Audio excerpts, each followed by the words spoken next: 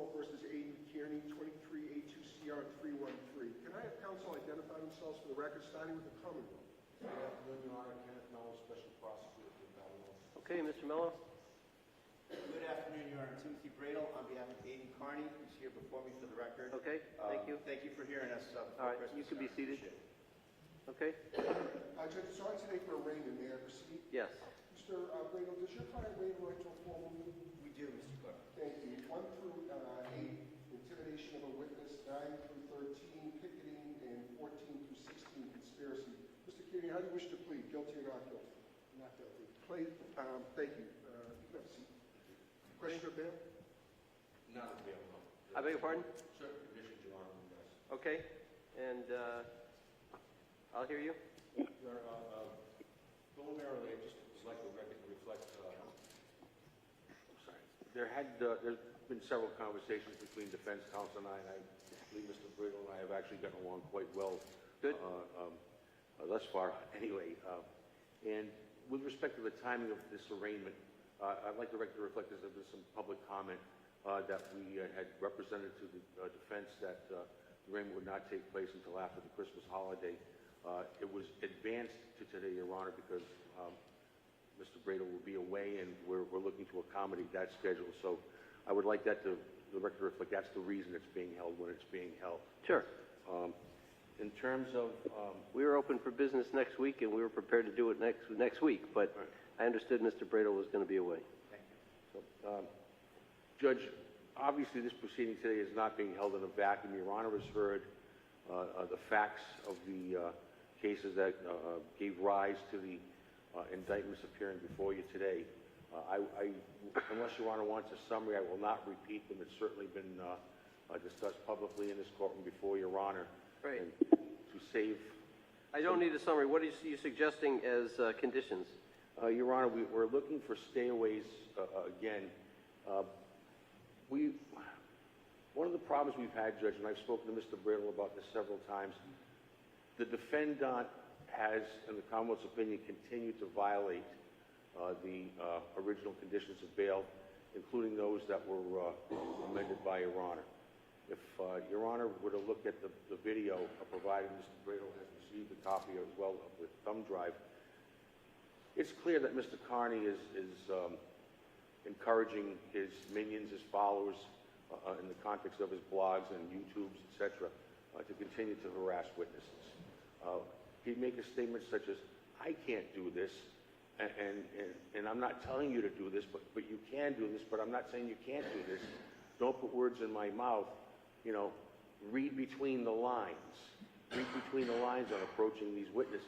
And he's made similar statements several times, and it's the Commonwealth's contention that this is a very disingenuous way that the defendant is indirectly encouraging others to indirectly harass these witnesses and to intimidate these people and picket in front of their homes, etc. What I can represent, Your Honor, is that we had the grand jury proceedings underway. The Commonwealth was aware that most likely this matter would be before Your Honor or before the Superior Court in relatively short order. We did not proceed with bail revocation in the District Court. However, I can assure Your Honor and would like the defendant to be on notice that if there's one more instance where he is online suggesting to people or encouraging people either directly, disingenuously, or whatever the case may be, and encouraging in some way to read between the lines, that we will be back before the court seeking a bail revocation as well as a dangerousness hearing. I would ask Your Honor to fashion some type of order that Your Honor believes would be effective in precluding this defendant from going online and encouraging his followers to essentially continue his pattern of intimidation. What specifically are you asking me to order? Judge, You're asking me to write it. I'm sorry?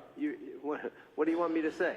Well, that he should not encourage, intimidate directly or indirectly to have his supporters or encourage his supporters to approach witnesses. That's what the district court said. You have to stay away and have no contact with the witnesses directly or indirectly. Or I think perhaps language that prohibits them from encouraging others to do so. Judge, it may come as far as not even mentioning the names of the victims that appear here. I certainly understand that there are First Amendment arguments that are being made, and we're extremely sensitive to that. We're extremely sensitive to the fact that the defendant claims to be a journalist covering the case involving Karen Reed. We're aware of all of those things. However, the lines blur, the lines cross, and he is hiding behind the guise of a journalist, encouraging basically as an activist. And when he's doing so, that's what we're going to ask Your Honor to preclude him from doing, and perhaps preclude him from mentioning the names of these particular witnesses in a context that would encourage others to approach them or communicate with them. I know it's very difficult. If you see it, you know what it is, but it's very difficult to define it. And I think it's extremely disingenuous of the defendant to say he's not engaging in it when he's saying... Hold on 1 second. Sorry about that. All phones off, please.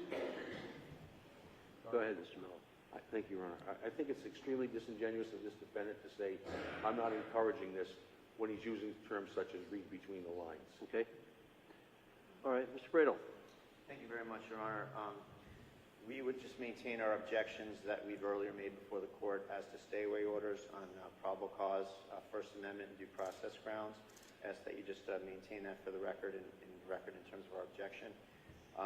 As to any prior restraint on Mr. Carney's speech, counsel for the Commonwealth is having trouble articulating it because it's such a problematic area. I think that, how are you going to do this? Mr. Carney has a First Amendment right to encourage people to exercise their First Amendment rights. I've advised my client about the notion of indirect contact. When you tell someone to contact someone you can't contact on your behalf, that's indirect contact. He can tell people under the First Amendment to, he can share his views with his readers or his viewers, and they can do what they want. He's allowed to encourage them to speak out against what he sees as corruption, what he sees as mismanagement of the Reed case, etc. I've advised him about the notion of indirect contact. We have a disagreement, counsel and I, a respectful disagreement apparently, about what constitutes violating these orders. These orders are, in effect, prior restraints on his First Amendment activity, Your Honor. So they must be narrowly tailored and strictly construed. And in this case, we've discussed it. My client and I think we know as best we can what can and can't be done. In terms of speaking out, that's not harassment, that's not witness intimidation, that's journalism. And it's cloaked by the First Amendment, Your Honor. So I would object to any attempt to sort of craft a prior restraint here, Your Honor. And we'd object to any sort of effort in that regard. All right. Your client consents to the stay away, no contact, direct or indirect, with the various victims. We don't, Your Honor. Don't. We object for the record. You object. Yes. Yep. All right. Mr. Mello, under what statute do I have the authority to compel Mr. Kearney to stay away and have no contact with the victims? Well, Your Honor, it's common practice, as Your Honor is aware. I'm not talking about common practice, Mr. Mello. I'm talking about what statute authorizes me. This is not a district court proceeding, which is subject to Section 58 of Chapter 276. This is a proceeding under Section 87, of 57 of Chapter 276, or I have authority under Section 87 of Chapter 276 to impose conditions with consent. You don't have to ask for personal recognizance. You can ask for bail. You can ask for dangerousness if you think that's appropriate. But under what statute do I have the authority to set conditions to which Mr. Kearney does not consent? I believe that, well, obviously, Your Honor, you would have to sign the terms and conditions of bail. We could do that through to the context of a dangerousness area, which the Commonwealth prefers not to employ at this point in time. You haven't moved for dangerousness. I'm sorry? You haven't moved for dangerousness. You haven't invoked 58A. Right, we have not. Judge. Right. So what statute authorizes me, absent Section 58A, to impose conditions on Mr.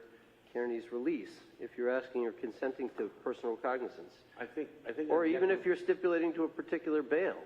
Section 87 is different than Section 57 is different than Section 58. I understand that, Your Honor. I think in total, both Sections 57 and 58 would give Your Honor the authority to impose certain conditions, especially when it comes to the witnesses. I think the challenge here, Judge, is we have competing interests in each other. We have the competing interest of a claim of journalism and personal... You said 57 and 58 together give the court authority. Section 58 applies to the district court, right? And Section 57 applies to the Superior Court, right? Correct. And 58 has a provision in it that says, if the judge, I'm going to paraphrase now, of the district court determines it to be necessary, the defendant may be ordered to abide by specified restrictions on his personal associations or conduct. I quote that now to you in Section 58. I quoted it before in my earlier decision, right? Section 57 has no such provision, right? I would argue, Your Honor, that although it indicates that the district court judge may do it, certainly comes under the purview of the Superior Court. I don't think the intent of the legislature was to narrow the authority of this particular court and make it less than that of the district court. It's normally that these matters are instituted in the district court before they arrive at Your Honor's level, and I believe that's why the legislature perhaps put that language in, but I don't believe it precludes this court from doing so either. You have a case that says that? I mean, the statutes are different. I wasn't expecting... You came in asking me to set a set of release conditions that you knew Mr. Kearney wasn't going to consent to. He objected to it before in the district court. Judge... I think the district court was entirely within its power to set that condition, and it was appropriate for me to uphold that condition. I think it's an appropriate condition to be imposed in this case in the Superior Court, but I don't know if I have the power to do it under the statutes, and I'm looking for some authority that you might have indicating that I have the power to do it. What I would ask Your Honor to order is that he comply with all laws.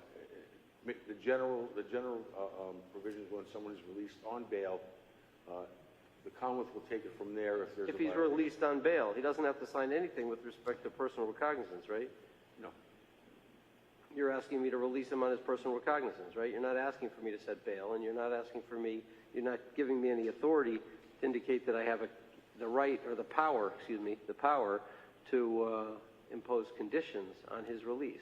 I would suggest a dollar bail, Judge, if that's what... Well, excuse me for a second. I have the power to impose conditions of release under Section 87, including stay-away, no-contact orders, with the defendant's consent, right? Understood. Okay. So... I realize I can appear before Your Honor asking for a high bail, which I don't believe the Commonwealth would be honest to do. We don't expect Mr. Kearney to not appear, at least at this point in time. The normal condition of release, Judge, would be that he comply with all statutes. If Your Honor is not inclined at this point in time to fashion an order, the Commonwealth certainly appreciates the court's position. I don't have to order him not to commit crimes. If he commits another crime, he'll be in front of the court on a violation notice. I don't have to order that. He's already subject to the law as everybody else is. We would indicate that's an indirect violation, and we would proceed back in court, Judge. I'll accept Your Honor's ruling. Okay. Anything further, Mr. Bradle? Nothing further, Your Honor. Thank you. All right. All right. I'm going to, on the Commonwealth's recommendation, release Mr. Kearney on personal recognizance. The Commonwealth not now looking for bail. I do find that the Commonwealth has asked for conditions to be set on Mr. Kearney's release, but the Commonwealth provides me with no authority that I have the power to do that over Mr. Kearney's objection. The statutes are a little bit convoluted. General Laws 276, Section 87 allows me to set conditions on release if the defendant consents to those conditions. Here, Mr. Carney doesn't consent to those conditions, and the provision in Chapter 276, Section 58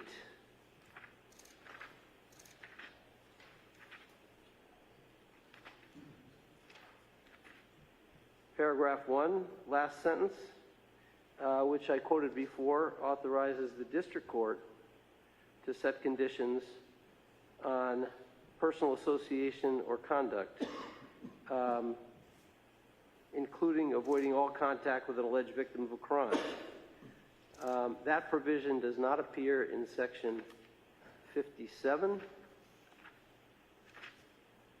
which is the provision that applies in this case for the setting of bail in the Superior Court. And while that provision, Section 57, authorizes the setting of conditions in 209A and related type cases, this is not one of those enumerated in Section 57, which allows me to set conditions on Mr. Carney's bail over his objection. This is a bail setting under the first paragraph of Section 57, which does not have the same language as in Section 58. So I am hamstrung, at least with the authority given to me by the Commonwealth. So I'm going to release Mr. Carney on bail. He knows that if he commits a crime, he'll be back in front of the court in quick order. So you'll make sure of that, Mr. Mello, I'm sure. Anything else? We need a pretrial conference and a pretrial hearing date. I would suggest something in February for pretrial conference. Later February? February 7th, all right, for a pretrial conference? Is that okay? I would ask for the 16th. 16th, sure. I'm going to be, it's not a good week. Could we, actually, no, 16 is fine. February 16th, that's fine. And then something in April for pretrial hearing? Also the 16th. April 16th, Tim? April 16th? Yes.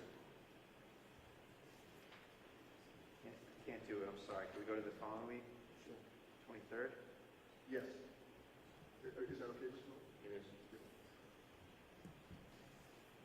Mr. Keating, you're being released on your own personal recognizance. Please be advised, while out on personal, if you're arrested for a new crime, you can be held without bail for up to 90 days, and your failure to appear at a court appearance can result in a fine of up to $50,000 and/or 5 years in jail. Your matters continue to 2:16 at 2 p.m. for pretrial conference and 4:23 at 2 p.m. for pretrial hearing. All right, thank you. Thank you. Thank you, Mr. Clerk. Thank you very much, Your Honor. All rise, please.